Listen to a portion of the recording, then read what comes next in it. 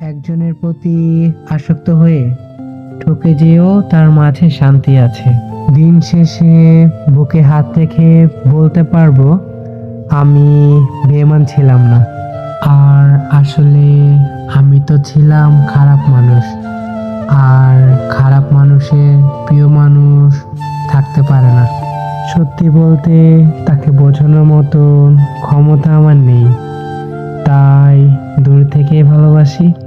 আসলে আমি কখনো খুব বেশি শখ করে কিছু চাইনি, কিন্তু পাবো না যেন তোমাকে চেয়েছিলাম। সত্যি বলতে তুমি আমার খুব শখের একটা মানুষ। হয়তো তোমাকে পেয়ে গেলে আমার সব চাওয়া পাওয়া হয়ে যেত। যদি আমার লেখার ঘটনাটা সত্যি হতো, তাহলে দুনিয়ার মধ্যে সবচেয়ে বেশি সুখী মানুষটা আমিই হতাম।